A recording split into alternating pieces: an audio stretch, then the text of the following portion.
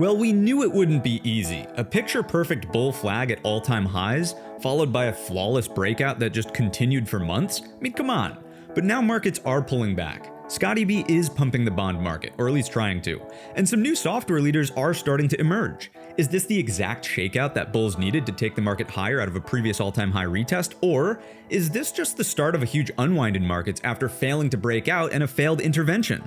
So welcome back to the Trade Brigade Weekend Show, where we'll take a look through all of the data points and we'll build a logical trade plan. My name is Matt, and if you're new here, hit the thumbs up button and subscribe. For additional resources, check out the links listed down below in the description, and stay tuned until the end of today's show. I've got 10 plus additional trade ideas to share with you that you won't want to miss. With that said, let's jump right into the charts. So we'll kick things off on the SPY weekly time frame, talking about candle structure and location as we always do. In terms of structure last week, we've got ourselves a solid red-bodied bar with a pretty decent close from the sellers in the lower portion of the range. There's really not enough lower wick here to read into from a buy-side perspective, like the buyers didn't respond in a meaningful way, so sellers win structurally. If we're thinking about location on the bar-to-bar count, very nuanced lower high as well as a lower low, and a candle close completely outside of and underneath the previous week's range, sellers actually go 2 for 2 on the bar-to-bar count. But is now the time to be getting maximally bearish? I don't really think so at the bottom end of that red bar's range. Why? Because as we talked about last weekend, this is the highest high in the weekly trend count, which means there's plenty of room to pull back and offer a higher low, maintaining the weekly trend in the upward direction. And also, for what it's worth, this is almost picture perfect off of the key level, right? The previous all-time high retest is around 760. We came right into that area. So the outcomes into this coming week's worth of trade, and by the way, let's just do a little bit of this as well. Let's hit this with a Fibonacci from the low up to the high. Extend the Fib 38.2 off to the left. Ding, ding, ding. You've got yourself a winner there. I think it's plenty fine for the market to support in here and actively start seeking buyers rather than sellers. So yeah, bar-to-bar structure is bearish, but I mean, talk about overall trend count remaining bullish. Something that looks like this is optimistic and positive, back up towards all-time highs after a weekly high or low.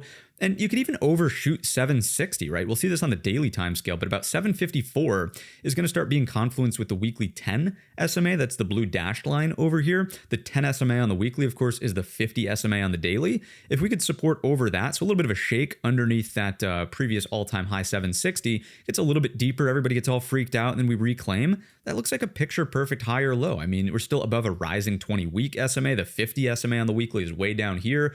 Things just look kind of fine on the weekly chart. This is, markets don't move up in a straight line. Markets don't move down in a straight line, although this certainly felt like markets moved up in a straight line. So a little bit of a check back for a higher low on the weekly makes a ton of sense to me here. And we knew they weren't going to make it easy. We talked about the momentum slowdown last week. Let's check in on some additional extensions to the top side. If we're going to rip out of a weekly higher low, what does this bull flag extension sort of look like? The first place I would start thinking about is probably closer to 800. The 61.8 is just shy of that, around 794s.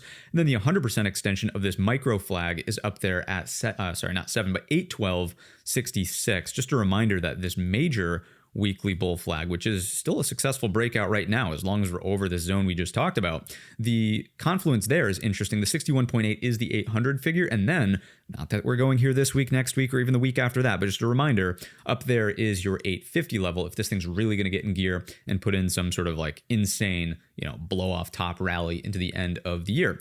So that's the weekly chart. In terms of upside references, let's just check in on our anchored VWAPs. We're above the entirety of the stack. It would be interesting over the next handful of weeks if this slowly starts to bend higher. This will move fairly slowly, just noting how much volume it has to overcome from being in this range. But this is in the neighborhood of being supportive, right? Is that not still a weekly high or low if we're over the anchored VWAP from the prior all-time high? Of course it is. So that makes sense to me. That might be a little bit better confluence with that 754s, a little bit of an overshoot and a dance over there would be the previous all-time high anchored VWAP. And then finally on the weekly chart, how about a volume profile? Just checking in on this. Where's the high volume node?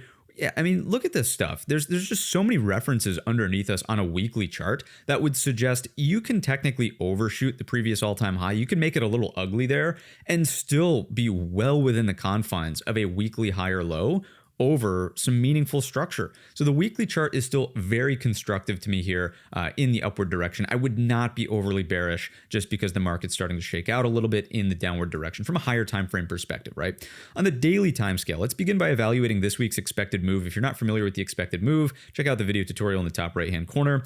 The upper bound is going to be nestled in there right around 776.49. It's not quite a higher high or an equal high to the all-time high, but it's up there. Be kind of neutral based on the upper bound. Then the lower bound is right here at 755.39, just a touch over the previous pivot high from back over here. I do like that as potentially still signaling a higher low opportunity, which does strike me as being, again, just more bullish on the higher time frame. So the expected move may be neutral in the immediate sense, but generally fine for the higher time frames. Let's get a little bit more granular in terms of how this actually played out last week in terms of price action. We know our references here, right? The yellow line in the gap is the previous all-time high, and this is that pivot we were just looking at around 754.75. Daily 50 SMA in blue down here, 8 EMA in cyan, and 20 SMA in orange. So how did this play out? We broke out, or I should say we broke down, underneath the bottom end of the bull flag. And honestly, I was thinking that on Friday, there would have been a better opportunity for buyers to try to do something that looked like this and reclaim. It just didn't happen. There was an OPEX on Friday, so I'm not going to write that off as like, okay, this is like a total failure. We must be lower from there. It's just an inside bar, right? Friday is an inside bar relative to Thursday's range. Thursday did give us a gap fill reversal underneath Wednesday's low, and we're still rejecting the 8 EMA on the daily here. The way that I would look at this going forward this week is very simply, do we reclaim this 767.50 or not, right? Do we get something that looks like this, in which case we're bullish. There's your shakeout of the flag lows, still above an ascending 20 SMA, reclaim the 8, reclaim the flag low. We're probably headed at least to the original flag high, and then potentially looking for consolidation and continuation towards the all-time high. That would be the main look if we take out Monday's high early on in this coming week's worth of trade. If the market's going to be a little bit weaker off of the open for Monday, Tuesday, ahead of NVIDIA earnings, which of course come on Wednesday, then you might get a little bit of a look above and fail, and that's the signal right there. If the market takes out the inside day high, Friday's high on Monday or something, and fails to accelerate over 767.50, that's the signal to say, okay, underneath Friday's low, you're probably at least seeking a gap close from back over here that's under that 760.25 into 758.57s, the high of this bar in here. And then we start saying, okay, a little bit of this action, and that's where we get bullish. Again, I don't think, unless you could find the short here or potentially right there for a little bit of a continued pull, I don't think you want to be getting aggressively bearish into these levels down here. To me, it makes much more sense trying to find a long opportunity, seeking that higher low that we were just talking about on the higher time frames like the weekly. So that's kind of the up and down here of the daily chart in terms of the levels we're watching and the sequences that could play out. Let's jump on into, let's just go on down to the hourly chart. Let's get a little bit more granular here and see kind of how this is shaping up. The way I would look at it, and this is by the way, the 764.15 level, that's the overnight low from the Thursday session as well. Notice it's the low of day from Friday. If the market is going to go for an hourly trend reversal, right? If this is going to be our firm daily higher low, then we need the hourly trend to flip back to up. We do have a good first step via a higher low here. Well, how about that? Pattern traders rejoice, right? Is this just a micro 2-bar inverted head and shoulders on the hourly, and over the neckline, you're higher, right? So that to me is the supporting and compelling look for topside earlier this week, breaking out over the Friday high. Once again, the number is 767.50. You're starting to change the hourly trend. This is a daily higher low because remember, the hourly trend did not flip to down over here. This is the first major hourly downtrend, which solidifies the firm higher low. This was a soft higher low. We talked about this concept in the Wednesday update video. And all we need to put the trend, intact, or I should say to cement the firm higher low, is the 1-hour trend to flip back to up. How do we do that? All we need is a higher high, right? We have a low, we have a higher low. All we need is a higher high above this level, 767.50. So I think it makes decent sense when you start considering the different time frames here. That's an hourly trend reversal, which solidifies the daily higher low. If it fails, right, that's huge signal to say, okay, no good, no successful hourly trend change. The hourly trend remains down, and this opens the door underneath Friday's low, right? 764.15 overnight low from Thursday into the gap close. So to me, it's very straightforward how these levels should interact early on in the coming weeks worth of trade. I like the way that this chart is sort of playing out. Let's pull a fib from the highs down to this low. Fib 38.2 is in the neighborhood of a 767.50 reclaim. Something that looks like that would be pretty compelling. Again, this is the 5-day SMA in yellow, the 8 EMA in cyan. This is still that 20-day SMA in orange down here. So the level and the confluence right around that 767.50, it's right there. It's right there. How about some anchored VWAPs from an intraday perspective? There we have it. Let's just zoom out a little bit. So the first real ignition bar, that anchored VWAP is in the neighborhood, as well as the all-time high anchored VWAP. If we just reclaim those hurdles, look at this one. It's actually right there. What am I saying? That's the U-turn day right there as an anchored VWAP at 767.50. So just getting over some of these references, starting to build out that first major hourly high or low. I don't know how you would really build an argument for remaining overly bearish, right? It wouldn't seem to make sense to me based on everything we've seen thus far in today's analysis. Now, should we start seeing, okay, we get to here and then we start to reverse and then we start doing this, are we going to start calling for a little bit of a head and shoulders? Sure. I could get behind that argument, a little bit of a lower high over here, some acceptance back below 767.50. We could talk about that threat like way down the line, or perhaps it's even post NVIDIA earnings. I'm not wishing this upon the market, but let's say NVIDIA gaps down on earnings, drags the whole thing lower. If we get something that looks like that, we'll deal with it when and if it happens. But immediate analysis is kind of like, let's see what we can get off of this inverted head and shoulders hourly trend change, satisfying a daily higher low, which is also a weekly higher low. That's really the bottom line here on the spiders. Let's jump on into the market internals. If you're not familiar with the market internals, check out the video tutorial in the top right hand corner for what this all kind of means. Generally speaking, we just want to look and say, okay, we had a down week. Sellers didn't really accelerate on, Thursday, Tuesday, sellers didn't really accelerate. There was no, break and aggressive trend to the downside. So at the exchange level, was there any indication of like, oh, that's kind of divergent? There was some bearishness. No substantial volume outflows. Not a single day dipped the toe down into trend lower zone over here. And yeah, the cumulative builds did get bearish over here on the tick, but usually we're looking for a 5,000 print that could be positive or negative. In this case, negative for downside. The lowest print down here is 4,000. We're off by 1,000. It's don't get me wrong. This is all bearish activity on the tick, but it's not bearish enough where I'd say, oh, we're slamming into the negative 1,000 and oh my goodness, they're really hammering it. It's a liquidation. We're just going straight down. I can't believe it. It just didn't happen that way at the exchange level here. A very, very muted pullback. A lot of the action just happening overnight, of course, right? All the sell was overnight through this week. The gaps to the downside, Tuesday and Thursday, right? So exchange level data is not overly bearish. And once again, I think kind of lends a hand to this analysis here, telling us if the internals are bullish on a break back over 767.50, I'm going to try to go with that in the upward direction. Let's jump on over to the market profile and see what we can glean from this. Value, like where's value building out? Here it is on Tuesday with the gap down, notably disjointed from Monday. That's kind of like a freebie, right? But then what happens? We're here. Value doesn't really move lower on Thursday, right? It's just kind of overlapping-ish to here. It's not lower in the session on Thursday. There's a good excess low and M period down there. Got a poor low over here. Value is just kind of unchanged from Thursday.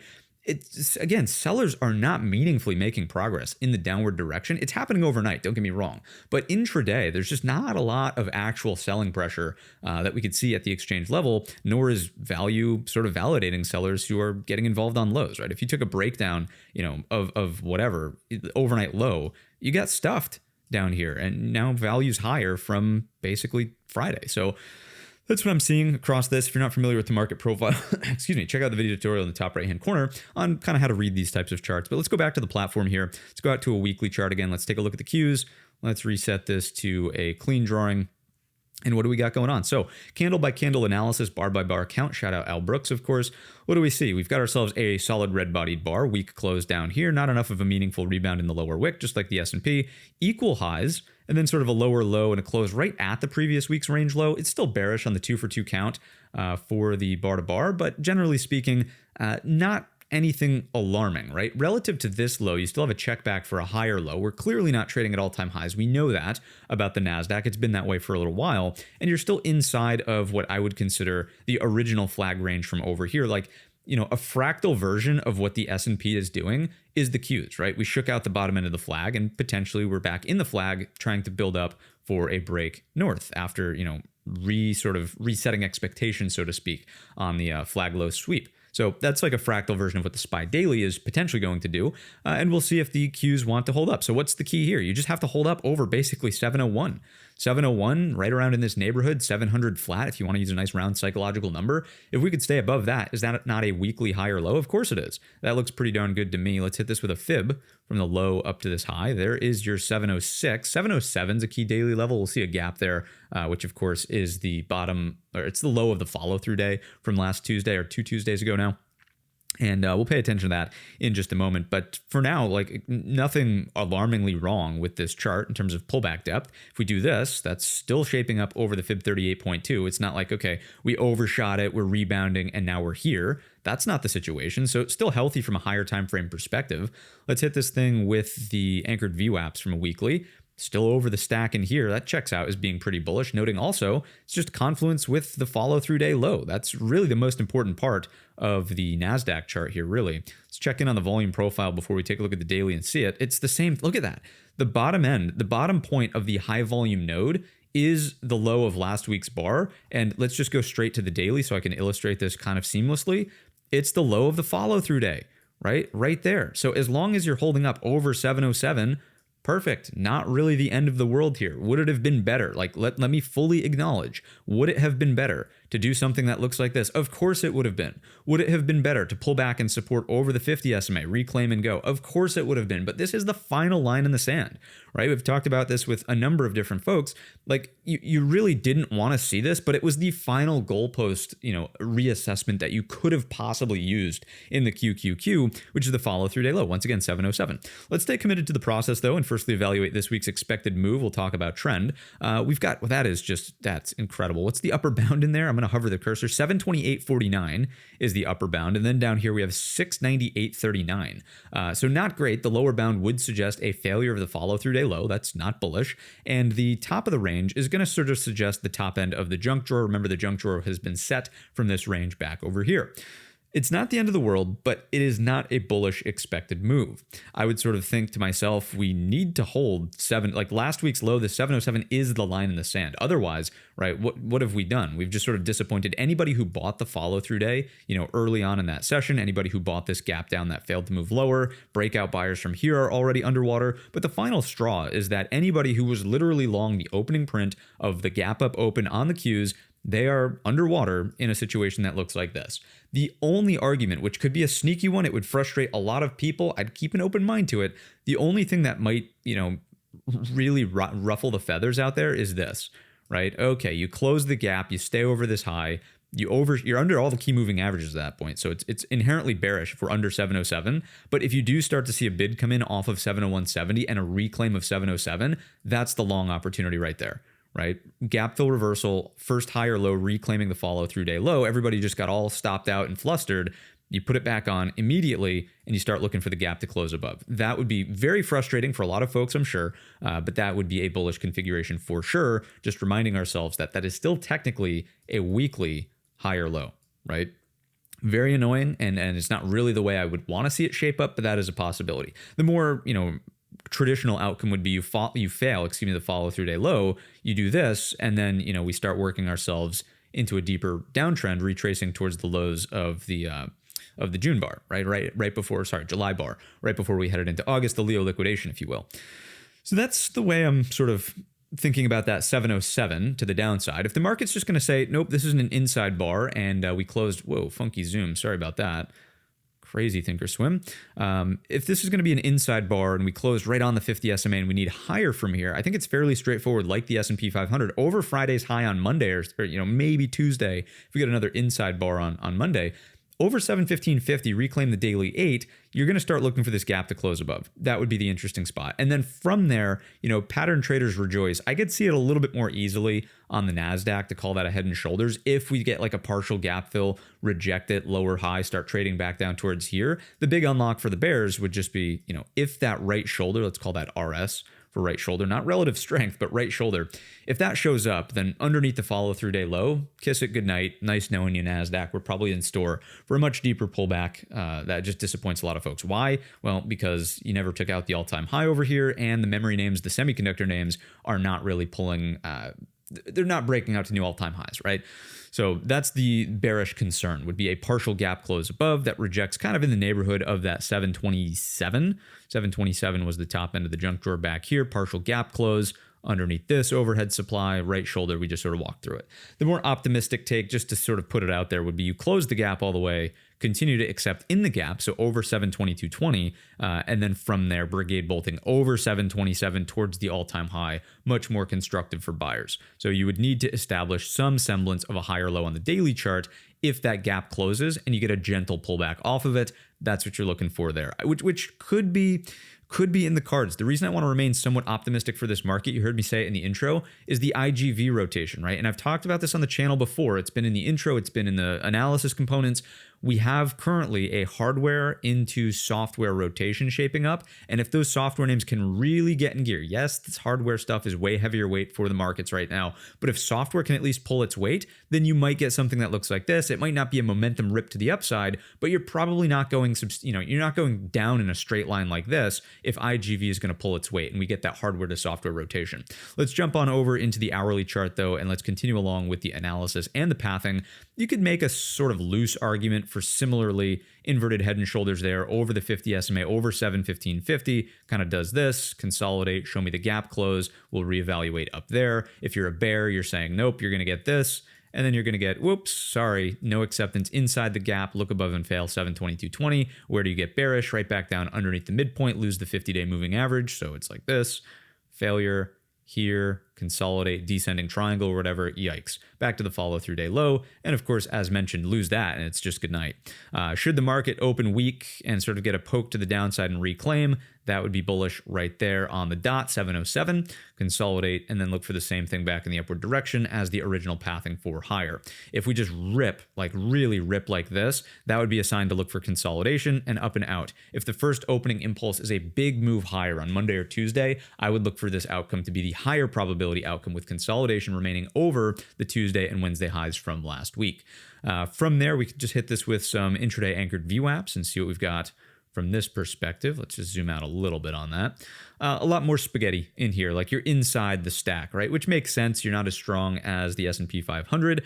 There's no healthcare representation over here, and healthcare has been a ripper. Obviously, we cured cancer. Very straightforward, right? You get into this stack, there's that consolidation. Into the gap, you need to hold, right? Which would just naturally be above the moving average stack, which is why over 722.20 is the bullish outcome there. If the bears are I'm going to get it to snick. Got a sneeze coming here. I may or may not sneeze in the next 30 seconds. I'm going to see if I can keep that one in. Whew. QQQ. That kind of just threw things off a little bit. Sorry. Thanks for bearing with me. That's the stack of moving averages. Let's hit this real quick with a fib. We already came in from the low to the high on the weekly chart, but how about from the highs to the lows, just to sort of take a look. 38.2 is in no man's land, 68.1 or 61.8, excuse me, is in no man's land. 50% retracement is the 2-day high from Tuesday, Wednesday. You could use that. I just sort of focus on the gap and the top anchored VWAP over here. Looks like the sneeze has passed for now, which means we should move on over into the NASDAQ side of the market internals. What do we see going on over here? For a down week, you had much closer interactions with trend higher zone on volume flows. That's bullish. You actually got into trend higher zone here and here, via the opens at least. Not so much here and here for trend lower. And then the cumulative builds, you actually got some positive action here on Friday as we V-shaped off the lows. So not too bad. I once again, I do not see a ton of exchange level selling from the intraday perspective. It's all overnight damage that was sort of done in here throughout last week's trade. So new money sellers don't seem to be getting overly aggressive. Let's go on over to the market profile for the NQ side, and let's take a look at this. It looks like I'm going to overcome that sneeze. Not bad.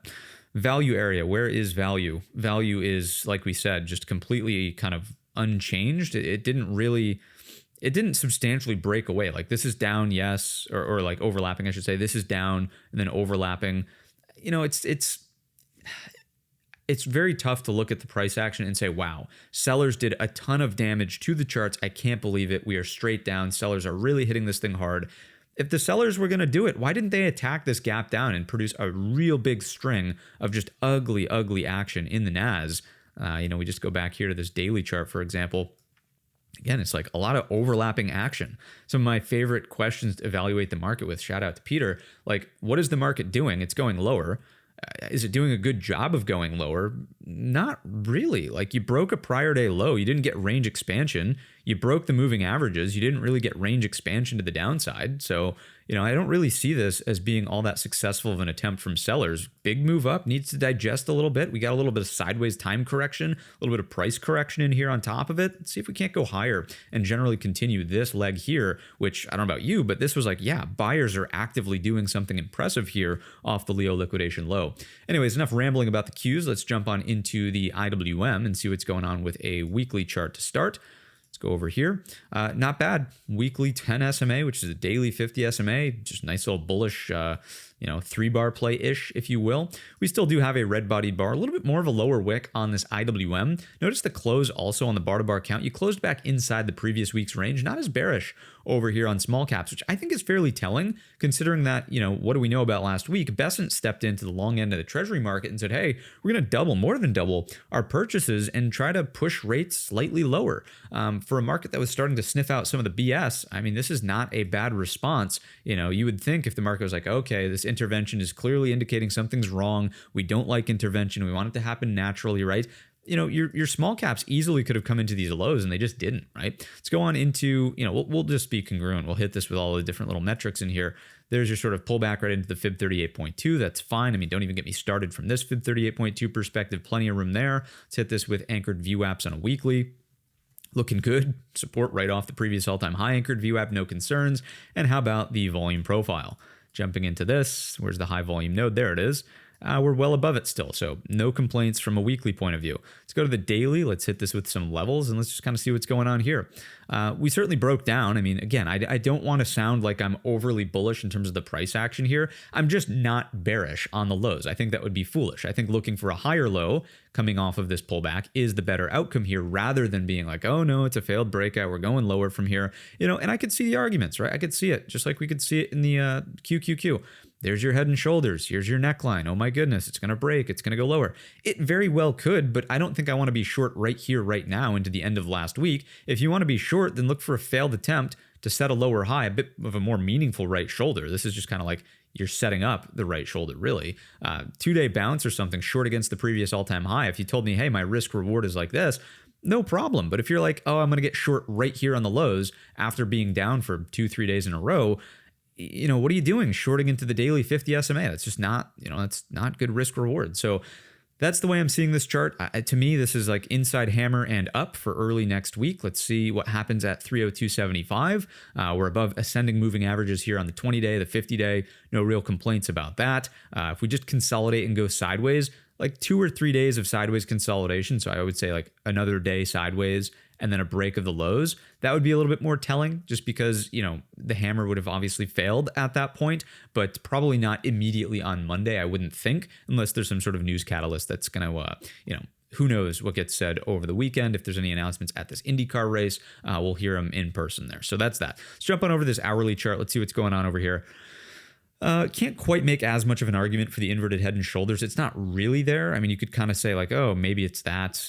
Generally, the close back over 299.50 is not bad. A little bit of an unfilled gap above us there. You start holding over 299.50, 300. I just think you drift higher. I wouldn't be overly bearish. You're reclaiming the structure low. If you fail it, right, this is where that 2 or 3 day consolidation, then you could kind of break underneath these lows. But just shorting straight into it, no, thank you. So consolidation, 2 days, let's say it's Wednesday, and then through the lows, maybe. But for now, wouldn't press it right off the open this week. Let's hit this with some intraday anchored VWAPs, see what we have here. In the midpoint of the stack, at least these white stacks from here, which is all the reference points from the move higher. Midpoint, not overly compelled one way or another. I would say, obviously, this low just remains key. As long as you're over 297.20, it's not really the end of the world from a weekly perspective or even from the follow-through day low perspective, right? So that's that on the IWM. Not that this was explicitly a follow-through day, just like the S&P. They never really retraced 10% or more, but that is what we got going on here. Let's get into the Russell side of the market internals and just see what we've got working with this perspective. Not really anything to glean. Again, sellers, where were you? You got a little bit of outflows here, but that's kind of offset by this. This number is not really that substantial here. This, you get some pretty poor reactions off of the opens in trend higher zone, but it's certainly not like, Armageddon. This is just not aggressive selling. I don't know how many times I could say it or how many different ways I could say it. It's just not aggressive selling. You just sort of see some damage overnight and that's it. right? There's no follow through in the regular hours. Let's go back on over. Actually, let's finish up the small caps with the Rusty futures via the profile. Just kind of see it over here. You know, what's value doing? Here's Monday, here's Tuesday, here's Wednesday. You know, Thursday is definitely breakaway to the downside. Here's Friday, value's higher. No follow through after that gap down. Like, you know, I sound like a broken record, and that's fine, but I just don't see aggressive selling here. It's like gap and then fail, gap and then fail, right? It fails to follow through, fails to follow through. It feels choppier more so than anything else, right? So that's small caps, and that is the sort of broad market. Let's just go back over here, reset this to a Spiders daily, and let's start talking about sectors, which is where we can actually start seeing the rotations that are shaping up out there. Here we go. So your weekly performance is dominated by none other than healthcare, solving cancer with mRNA straight up, and a lot of additional biotech names really moving higher. Energy also leads, materials lead, staples lead. Now, those are traditionally defensive sectors, right? Those are defensive sectors. And did the market make a new all-time high? Is there risk off posture here? No, right? I would say it's risk off if the market tried to balance sideways or go higher and it was led by these sectors. If that's the situation, then yeah, there's no way in heck I'm buying the bull flag breakout, right? But if the market's pulling back and we're being led by defensive sectors, that's what should be happening. That's just telling you that money is rotating from one place to another place. Instead of everything being red and oh my goodness, sell it all, which is why I'm sort of describing this feeling of like lack of follow through from the sellers. It's like, let's take some money out of semiconductors, memory names, and let's put it over in biotechs. Oh, Moderna just solved cancer. Let's go. Let's buy some biotechs here. Let's see what new innovations can come from pointing the AI machine at, healthcare, right? So the rotation is the explanation as to why this market is not feeling like it's really getting traction to the downside. Money's just moving around. Let's get into the, the bottom sectors before we just get into these charts. Bottom sectors are none other than semiconductors, technology, DRAM, industrials. Utilities really got slapped around. And then there's the Mag 7, right? Even still underperforming the weekly of the S&P 500. So, the heavyweight stuff is pulled back. Is anybody shocked that the market is moving lower? No. Is it overly bearish? Is everything getting sold? No. Let's jump into these charts. Let's just go with, we'll stick with the yearlies actually. So here's XLV out to highs, consolidating. It looks like it could digest, go sideways, and continue. There's nothing wrong with this. This is a bull flag. If this is like the major flag and this thing's just breaking out, you probably have room to go higher, right? Look at the volume coming into this thing on the Moderna news. It looks good. I mean, XBI looks even better, right? You look at something like this and you're like, wow, that is a clean little rounded base. Here's your little cup, gap up with the Moderna. There you go. Pull back, check in for a higher low over the gap close. Not the most compelling bar from Friday, but consolidation and continuation looks pretty darn good to me. You could even do something that looks like that and say, wow, that's also just a great level to watch. 165s give or take. So biotech's really working well here. Let's jump on into energy. Energy is maybe not defensive, but classically a little bit more inflationary, right? This thing needs to chill out, is my opinion of it. I think this has had a really nice breakout. I wouldn't be shocked to see energy lower this week. Who knows what headlines will crop up in this space, but energy pulling back to close the gap, energy pulling back to retest the previous left side peak would make a ton of sense to me. I don't know if I want to go out there and actively short energy names. It's just not really a sector I've ever really enjoyed trading. If you're making a boatload of money on it, then by all means keep doing your thing, but I will probably pass, although I would not be initiating new money longs, is the comment up here on XLE. I'm going to pass on the short, but I probably would not be chasing longs up there. XLB looks like it wants higher, which is kind of insane given the steel tariffs and all that sort of stuff going on there, but this looks good.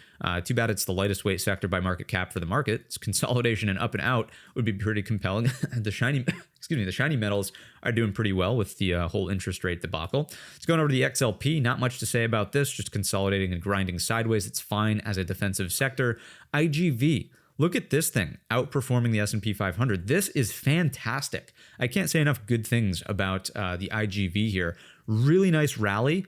And then a gentle pullback for 5 days of sideways all week, just going nowhere fast on the pull off the high here. That looks good. I think over these highs, you're up and out, over 103.50 into the local high, if not the left side peak here at 107.70. And, when I say in the intro that I've got 10 plus additional trade ideas to share with you, 10 of them are literally in the software space, and the additional 4, there's 14 total, are just other charts that I find interesting. So IGV is looking pretty darn stellar right in here as we get, a weeks of sideways action potentially over those highs. Looking good. And that's the rotation trade, right? Hardware into software.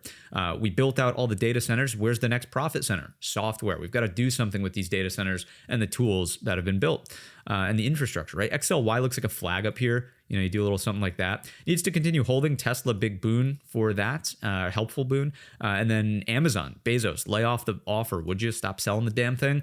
Let's see if we can't go higher out of this. Nice hold of the moving average stack, but need to sort of shape it up and out from this range. Next up, semiconductors. What do we have going on in semis? A little bit of a deeper pullback than what I would have liked to see. Some sort of gap it down, hammer, and then higher on Wednesday or even Thursday, inside bar up on Friday. Something like that would have been a little bit better over the 20. It's not my favorite looking chart. I could see the argument for a really, really choppy inverted head and shoulders. How many times have we talked about over here? There it is. There's your head and shoulders, oops, and then we're higher. So the oops might come from the sort of conjoined twins pattern, which I'm starting to see this thing float around a lot online. I just want to, let it be known first that we call this thing the conjoined twins pattern. It's trademarked, it's registered, and it is, of course, copywritten. Don't make me get the lawyers out. It's the conjoined twins pattern, okay? You get something that looks like that, and then you get something that looks like that. It shares a neckline. Over that, there's your oops. Go look at our pinned post over on X. It's this exact thing, right? So it doesn't look good. Let me be the first one to say that. This price action here, building out that potential inverted right shoulder, that looks atrocious. This looks lower in my view. And a lot of these semiconductor names, we'll see them in the core list. AMD and Intel, atrocious looking charts. Let's move forward to the XLK, which is of course more broad than just semiconductors. This is much better, right? You're still over that follow through day low, the bunching up of the moving averages in here, hammer candle on Friday, over Friday's high. If we can close the gap and establish a higher low over 186, much more compelling here. If we're under and into the gap, probably going to be a little bit more difficult for the market to gain some traction for upside. If we look at DRAM, this even looks like, just think about what I'm about to say. This looks better than SMH. The memory names look better than SMH in isolation, right? Really because of this at 55. The higher low hold over this high, and MU is the poster child of this right now. The higher low hold over these previous peaks, that is a beautiful higher low opportunity. Now, we didn't follow through on Friday. I'm not going to say this is stellar and wow, I can't believe it. We're just off to the races. But if this could just stay over 55, not the end of the world. Remount the 50 and go, that is much, much better into these prior lows. So that to me is a top watch out of DRAM. Have to stay above 55 on the DRAM ETF. Next up, industrials, XLI in the middle of nowhere in this range. Probably not going to move down in a straight line. If this thing catches a bid in here and bounces around a little bit, not going to be shocked. It would be nice to see a floor come in. I mean, John Deere earnings, what a wild bar on DE, huh? Look at the upper wick, lower wick on the earnings bar and the body. I mean, just gnarly stuff, but nonetheless higher, right? It's really the military stuff. LMT, for example, getting smoked into the end of the week. RTX getting smoked into the end of the week. I don't know about Boeing. I'm assuming, yeah, Boeing lower into the end of the week. How about LHX, which is L3 Harris? Just terrible look over here. Those names really took a brunt of the beating. It's not necessarily your John Deere. Caterpillar did not fare well in here either. John Deere is kind of emerging as maybe the better looking name. What about GE? Just trying to do my own little diligence here. Yeah, GE inside bearish 3-bar play. That looks lower. Anyways, for XLI, you might have a little bit deeper to go. Maybe you need to shake out the 2-day lows, but I would not be a new money short into support here. It looks like some of those heavier charts outside of John Deere. It looks like some of those charts could maybe get a little bit of a look below and fail for some counter trend action, specifically on the ITA names, military stuff, right? XLU lower with all this rate intervention. I don't think the market likes that very much. Good thing this is a defensive sector. It's also lightweight. It's not really impacting the S&P too much. MAG 7 ETF still looking like a bull flag in my view up here. Big move up, some consolidation and sideways. Let's see if we can get this thing to start lifting. A break of a trend line would be nice. Something that does that, break of a trend line here early on in the week would be pretty compelling, but this is just a great opportunity for a higher low to prove it and maintain strength in MAGs. Let's go on over to this XLC. Going nowhere fast. Nowhere fast in here. Your problem is, of course, over on, I'm going to say F for Facebook, but Meta, of course. just the lawsuit stuff that they're dealing with. The market does not like that one bit. So you've really struggled in here. Google's going nowhere fast either. So not much to say about this. Look below and fail into the gap. If you notice that we really get back above 109.75 after breaking it, that would be bullish, and maybe Meta has had enough and it needs a little bit of a counter trend bounce, or maybe it's a signal that Google is trying to lift up out of its little base, which we'll explore in just a moment through the core list. XLF needs a breather. This looks like a short. Now that we've broken the 20, inverted hammer rejecting that previous day high, a little bit of a look above and fail. You could pull in and go sideways, and that would be fine for the XLF financials. I mean, just take a look at the weekly chart here. You know, markets don't go up in a straight line. Markets don't go down in a straight line, but markets also don't go up in a straight line. Some sideways, a little bit of a shake the tree, a little bit of a this, that, the other at the previous high. We'll see what happens with rates and how the things sort of shape up with the bond market. But for now, looks like it could use a rest. Looks like it could use a rest after setting a brand new all-time high as the second heaviest weight sector by market cap for the market. Let's just pay attention to it. If it really starts to accelerate aggressively, that'll be a little bit more of a warning shot. But if it's just kind of meandering lower, pulling into the 50, going sideways, letting it catch up, that's no problem over here for XLF. Real estate, honestly, just shocked at how this continues to hold up, even with rates screaming to highs. I'll just jump over to rates before we naturally would in the video analysis, but look at that. Intervention here, and then just straight back up, even after reiterating the intervention on Friday, Besant. Like, what the heck is going on here? Rates ripping through 4.7, and yet, you know, you mean to tell me the XLRE is sideways up here? I mean, who's buying houses? Who's putting a mortgage on a house right now at a 4.7 10-year, which probably means what?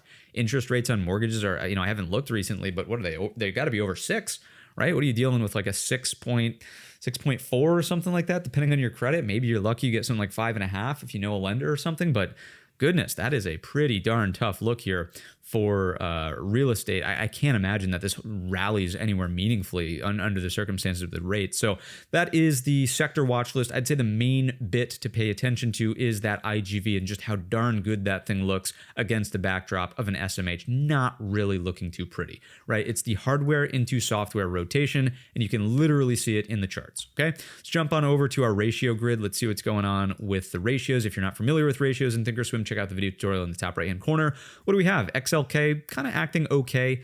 XLF still gets a check mark. This really needs to show and prove here. This goes neutral to X still. This goes neutral to check X. It needs to break the 50, but I do like the fact that it's at least up off the lows.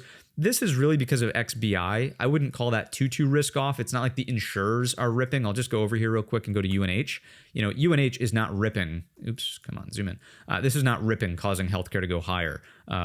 You know, what else? If I just go to this Analyze tab and hit XLV, Eli Lilly's, like, this is all drug manufacturing stuff, which is, again, not the insurers. You want this like sort of research and development AI, you know, beneficiaries. Those things are kind of pulling higher rather than your, you know, like what's CVS doing? Probably nothing impressive, right?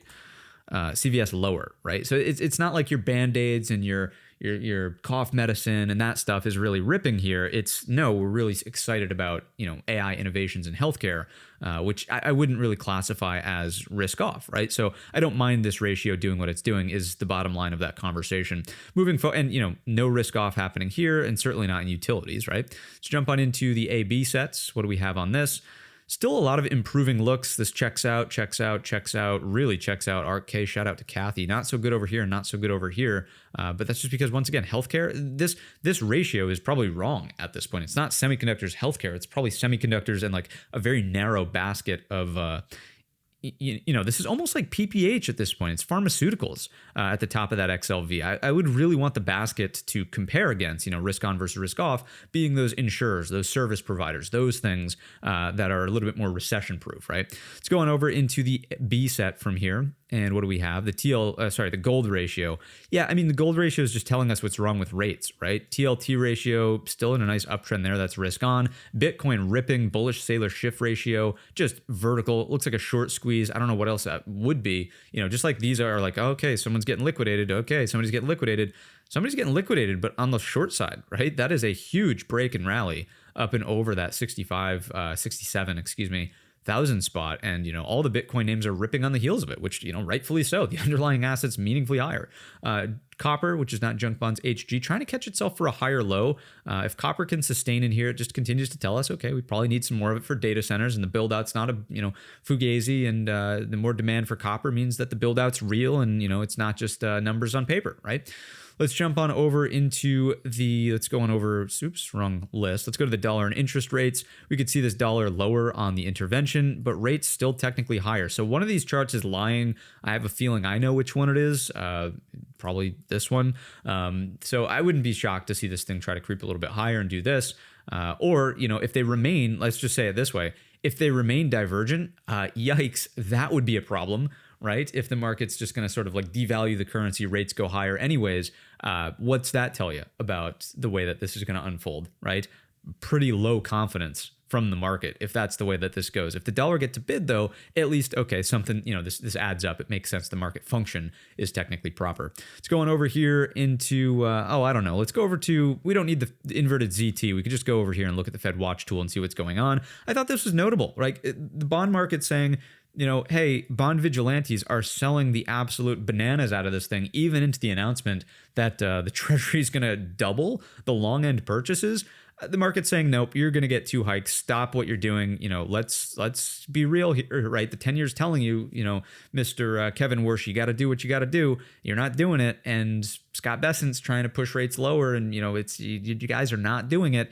This is the market calling the BS. This is the BS detector. And it's currently saying, you guys think you're pulling a fast one on us, but the bond market is a very sophisticated market. It's the biggest market in the world. There you go. The proof is literally in the pudding with the expectations over here. Someone's going to argue in the comments, but it's 4D chess. It's this, that, the other. Whatever. The market is pretty darn smart.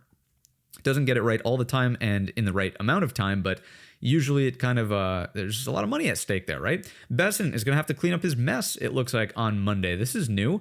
This must have just been scheduled. So what is the conversation? Due to hold a press conference about new U.S. sanctions and economic measures against Iran in Washington, D.C. How about that? Scotty Bessent should also acknowledge, I think he made mention on Friday or Thursday, I don't really know why the oil market's moving the way it is. It's kind of I don't understand that. Of course you do. You're a hedge fund guy. What else is going on over here? ADP stuff, all the usual. PCE, Fed doesn't really care about that apparently anymore, so whatever. GDP, crude oil inventories, jobless claims, and over here is really what we got going on. Remember, next weekend is the Jackson Hole Symposium, so expect some Fed speak and a lot of Fed movement into the end of last week. The big notorious conversation is Saturday. He does look like he's speaking on Friday at 10 a.m., but usually they save it for the weekend. We'll see. We shall see. Maybe Chairman Warsh wants to run it a little bit more differently this year because he's all about being different, and we'll see what happens. So just understand, we've got sort of a Super Bowl of things happening this week from a Fed perspective into the end, like a week from now. And then also, if we take a look at the earnings calendar, how about Wednesday after the close? NVIDIA. NVIDIA is the basically only stock to watch on this list. Maybe that's being a little bit dramatic. I would say Intuit is interesting for software. Zoom could be interesting for software. Oh, what else in here? I mean, there's a ton, but I'm just pulling out some of the ones that I think are maybe a little bit more watchworthy. Just what else? I mean, obviously CRM, CrowdStrike, Okta, of course. What else?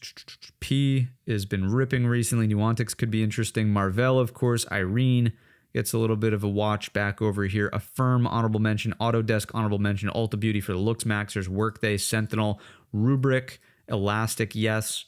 Those names probably capture my attention, everything that we just mentioned on the calendar. But of course, the Super Bowl is just NVIDIA here. We'll do a live stream of NVIDIA earnings on the channel here. So come back on out to the show. We'll not just do, the morning pre-market prep, but we'll do a post-market show live stream on YouTube for NVIDIA earnings. See what Jensen has to say, how the numbers come in. It's kind of it's lost some of its shine, right? That NVIDIA is no longer as much of a unicorn, or I guess it is still a unicorn, but everybody just knows it's a unicorn. It's not like, wow, check out this new shiny thing.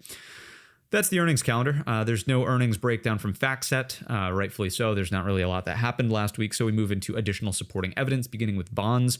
This is still telling us, a little bit of an inflation worry over here. The short end of the curve still responding to what Bessent is doing, like this little V here and this little V over here. You could take a look at the credit spreads. You can see how these have stopped moving lower. This one over here is primarily going sideways now, and this is still holding highs. So not fully on board with what credit spreads are suggesting for risk appetite. Junk bonds in isolation. I thought this was interesting. Junk bonds have been a little bit better of a bottom finder recently. So bottom finder, trademark, registered, copywritten. Look at your equal low versus your lower low here. I think this totally supports the idea. And if you've made it to this point in the video, shout out to you. I know not everybody watches all the way towards the supporting evidence, but this is just compelling to say, hey, you're being a little silly if you're shorting S&P 500 into the hole there at the lows. I think the inverted head and shoulders take makes much more sense, especially with the HYG suggesting some appetite for risk there. Let's get on into total breadth. And let's go screen by screen here. This is notable. Your 50 SMA has really come in meaningfully, right? And this one can move fairly fast. Remember over here, this dramatically deteriorated as we're getting new highs versus lows sub-zero. Breadth is a little bit deceiving, I would say.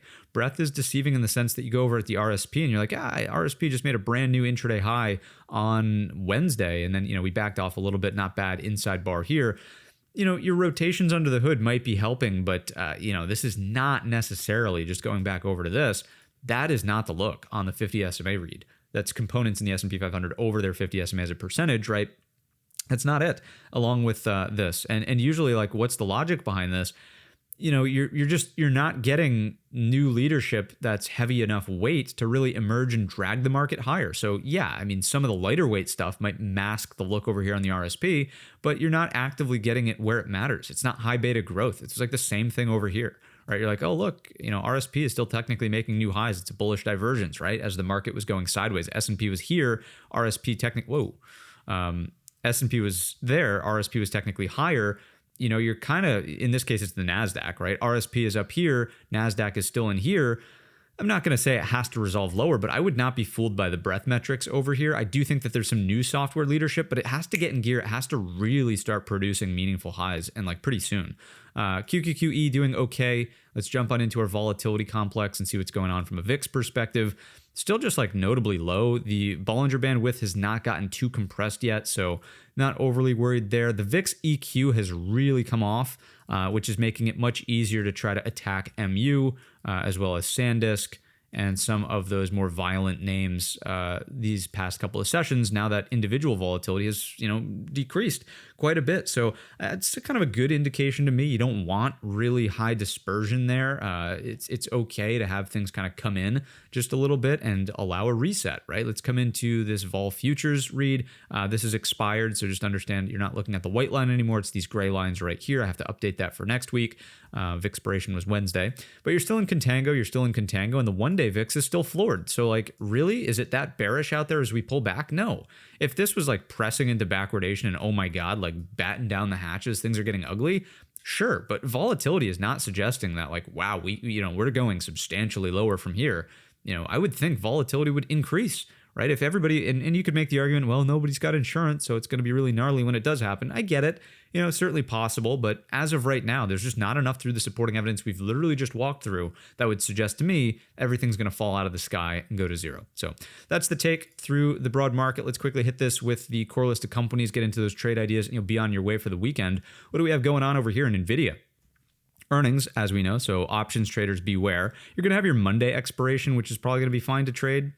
Yeah, you got Monday's expiration, and then there is no Wednesday, and then there's the Friday. So just be careful if you're trading the Fridays. Monday zero DTEs are equally as dangerous, but you'll get trapped in the high IV for the Fridays ahead of earnings.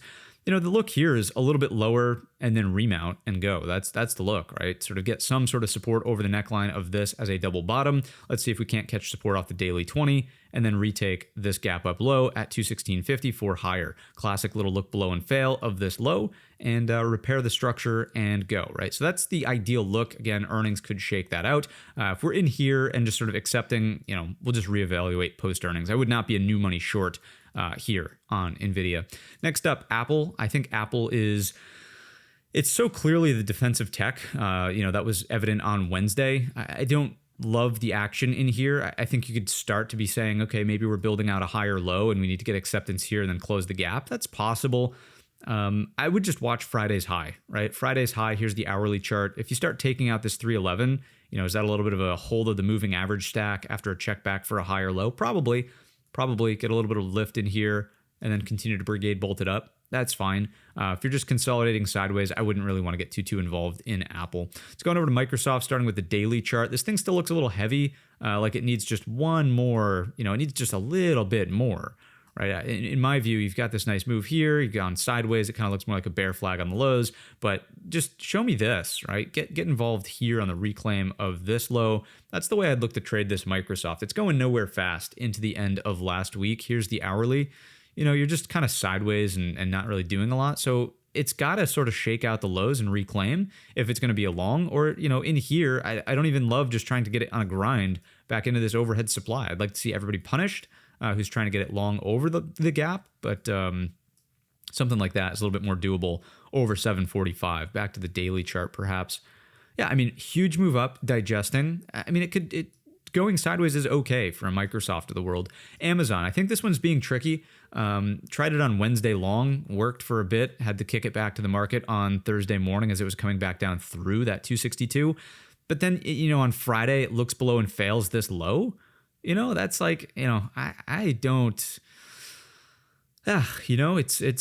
it's a little bit frustrating, this Amazon, and I think it's that Bezos continued to sell. If we could get over 262, I'm definitely more interested over 262. If we're just flubbing around in here, don't really want to be trying it now that we're under the 20. It was good on Wednesday because we were over the 20. It was good on whatever that was, Tuesday, because you were over the 20. Now that we're under the 20, not as good, and I think you've got to have a little bit more progress over 262 before trying that on the long side.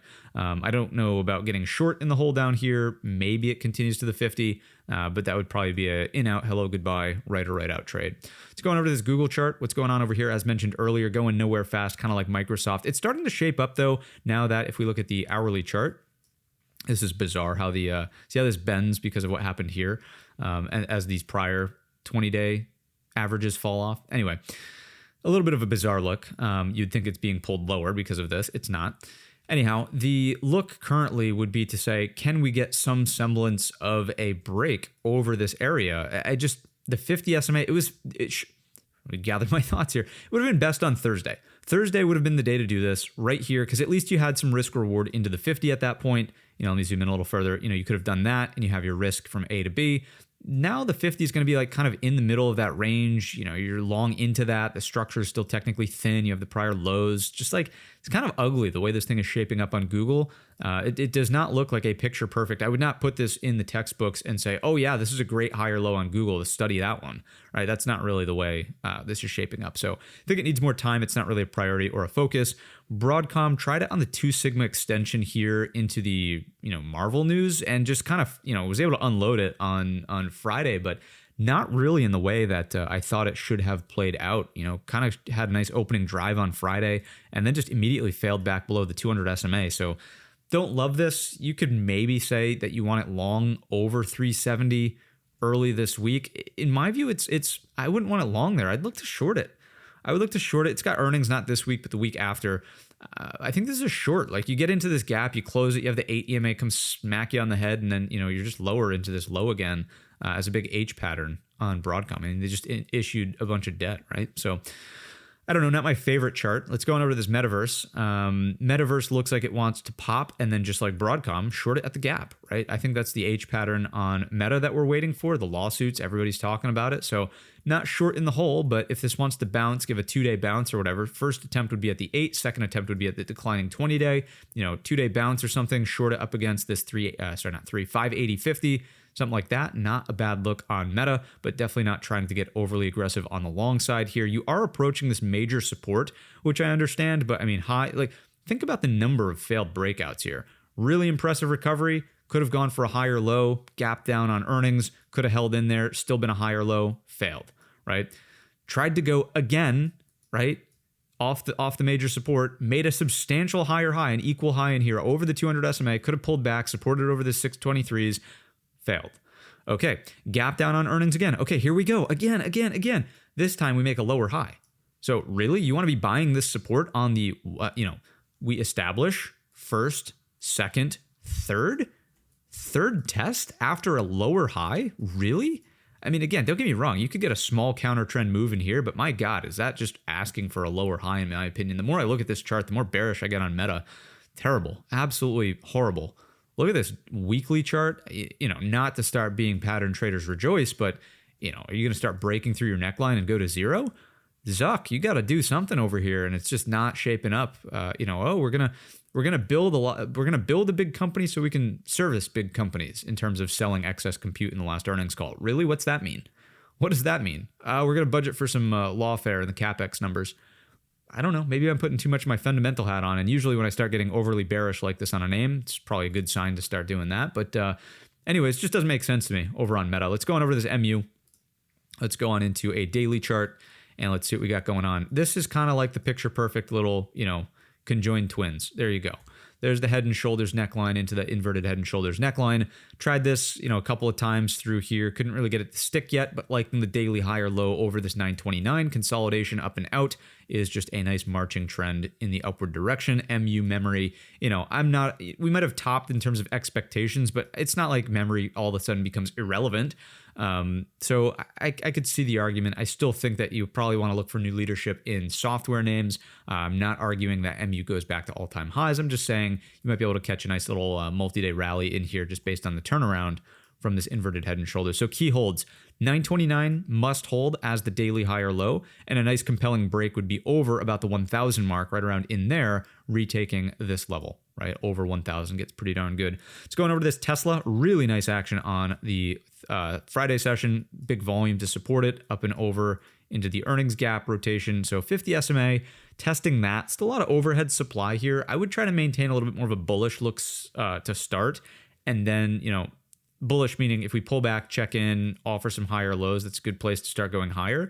If it rallies and fails and then loses the 50-day moving average again, that's probably a short against overhead supply. So 380s. I would maybe have that on the back burner somewhere in the playbook repertoire on Tesla. We've made a really nice move up, but is it really going to go much further than 380s? It's 25% move up on Tesla. Here's the weekly chart. Is this just a weekly lower high against this overhead supply? Maybe. So I'd be paying attention to 380. I think it's bullish first on checkbacks into like 350 because the momentum initially is just straight up, right? This is good momentum, good volume. Is this enough of a washout? Perhaps. So pullbacks, I would want a long first, but if we notice it starting to struggle at 380 slightly later, that's where it starts to become a short. Let's go on over to this JP Morgan, like financials, could use a little bit of a rest, not bad. Inverted hammer, rejecting the moving average stack. Under these lows, probably into the 50. Let's go to AMD. This is probably the weakest semiconductor, or maybe Intel is. This thing looks terrible. Looks absolutely atrocious. Head and shoulders, big overhead supply. Failed on earnings over 507, failed in here. On the Elon Musk commentary, no day two follow through over the 50. Terrible action. It's got a hammer down here, so maybe it goes a little bit counter trend or whatnot, but this to me is offering an opportunity for another lower high in the gap fill reversal, and this is the name to pick on when and if we do something that looks like that, right? If the AI trade comes unraveled, I want to be first in line to start shorting AMD, probably not some of the other names. Let's go on over to this Intel. Intel looks just as bad. You've got yourself a failed breakout here, never even attempted to get over the 50. Still underneath 100. Let's go out to that yearly chart. There we go. Still underneath 100, which represents the neckline of the weekly, major spot over here. And as it stands currently, this is just a big lower high under the 50 SMA. Just not really the look. Intel, not really the look at all on this thing. Rolling for a lower high. I mean, is this just a big H pattern? Perhaps. Look at how this thing closed versus the broad market on Friday. It's so bad. It's I don't want to be more pessimistic than I need to be for markets. I generally want to be an optimist out there, but look at the close on Intel. Look at the 5-minute chart. Straight down and no counter trend bounce. Look at the SPY 5-minute chart, right? At least this thing had a counter trend bounce. At least it closed at VWAP. You go back to Intel and you're like, really? Down here? I thought it was an American semiconductor foundry, and it's like, backed by everything. I thought it was a weekly high tight flag. Well, it was until it wasn't. So anyways, Intel does not look good. It put it in the category with AMD as a weak semiconductor, and this is why the SMH does not look as good as DRAM based on what we just explored, AMD, Intel versus MU, right? Pretty straightforward. And just for the sake of doing it, SNDK, SanDisk looks better than Intel and AMD, doesn't it? It's got lows, higher lows, potential higher lows in here over rising 8 EMA. You're starting to flirt with that 50. So, I mean, these names are much more in focus for the subsector of semiconductors versus, your Intels and AMDs, GPUs, CPUs of the world. Let's get on into these additional trade ideas. Let's start with the 10 software names. Palantir, of course. I mean, obviously, right? Palantir breaking out of this little flag up here inside day. Honestly, didn't want it to go on Friday when the broad market was a little weak, but it's just a testament to the relative strength over here. If you look at the hourly chart, the watch here, let's get rid of these alerts. Don't need those anymore. Just a pullback into 176.50, Brigade Bolt, high or low. Yeah, count me in, coach. Let's see if we can't do something there. So a little pullback, some reasonable way to manage risk reward to start, and then ballooning runners beyond that. Looks pretty darn good on PLTR for the software complex. Let's go on over to Oracle. Oracle is not as good, but it's hard to deny this little rounded bottom, this thing happening here. But man, it's a head and shoulders. Yeah, maybe. But probably should have been weaker on Friday if it was going to be head and shoulders. I think through the 50 SMA, you're starting to do something back through the flag break. That's over 147.35. I like that as an inside bar attempt higher on Friday. So that's Oracle. Let's go to Net, which is Cloudflare. Kind of needed this thing on Friday towards these lows. Look below and fail, red to green, move back into the Thursday range, but undeniably a nice pivot, right? And this is the main point of bringing up all these software names. This thing is trading well. This is a clean uptrend near highs. This is a great pivot. We pretty much need to hold on to that Friday low for something like Net. TWLO needs to hold on to that Thursday low, Friday low combo. A reclaim of 227 is longable on a sort of get back above on the earnings bar low. 20 SMA first touch looks pretty good. Let's go to Frog, another one that needs to hold the pivot low from Friday right off the moving average stack. Inside bars in here. This looks pretty darn good. Up and out. Let's see if that wants to continue out of this formation. Frog. MDB, another software leader at the highs. You've got yourself a gentle pullback. Earnings on this upcoming, so please be careful of that. But nice Friday hammer up and out. Let's see if this thing can continue. Notice how clean these charts look versus some of the hardware names, right? Look, compare this. Let's just do a quick comparison. MDB, let's just put it on that 3-month. MDB, Intel. I mean, you tell me, which one are you buying? MDB, which one's cleaner? Clean price action, great pullback. Intel. Pretty clear, right? So there's some software for you. Let's keep going. Rubric. Rubric looks great. Same thing. Look below and fail of Thursday's low. Earnings on this one this week. We saw it on the calendar, so just be mindful of that. But through the 2-day high, gets going back up to the equal high. Great relative strength through here. Let's go on over to CrowdStrike, CRWD. CrowdStrike needs to hold this pivot, right? PANW goes on the list as well. Needs to hold this pivot. Probably just wipe that drawing set out. PANW over the 2-day high. Let's see if we can't go back up to these highs, right? And then we go team at Legion, right? Look at that. That's pretty compelling there at 166.50. So all these software names, there's 10 of them. I'm sure there's more out there that you could go and find. But these software names, we're not even looking at like an ADSK, Autodesk, right? We're not looking at FIG. We're not looking at INTU. We're not looking at ADBE. We're not looking at CRM. We're not looking at ServiceNow. Just go through the software names. They all look much better than some of the hardware names. So just for what it's worth, those tickers are on watch. SPCX, SpaceX, not SOCX, SPCX is up next out of the software realm. Although, with the XAI stake, who knows how we're classifying this thing these days. Look at the inside hammer. I think this is like a Palantir move waiting to happen, right? PLTR, double hammers in here. You go back SPCX. Obviously this is just coming off the lows in there now, but it's the same idea, right? Forecast IPO opening print reclaim over the 2-day highs. Let's see if we can't rock to the top end of the range, then potentially break out through the IPO open. It's done a really great job of remaining incredibly resilient even after some share lockups expired, right? Let's go Marvel. Marvel over here. This needs to pull back a little bit further, like 225, but some sort of a higher low. This is probably one of the better names in the hardware space, and obviously they had that news against Broadcom on, Wednesday or Tuesday. I forget what day it was. It was this day, the day it gapped up. That would have been Wednesday. So something that sort of closes this gap up a little bit further, little look below and fail through these lows. Keep in mind earnings on Thursday, but a little look below and fail there into about 225. It's prior bar high, 225.85, sure, 225.75. That works for me. Something in this neighborhood for a higher low looks pretty good on Marvel. I like watching for that and seeing if we can't go up and out from there.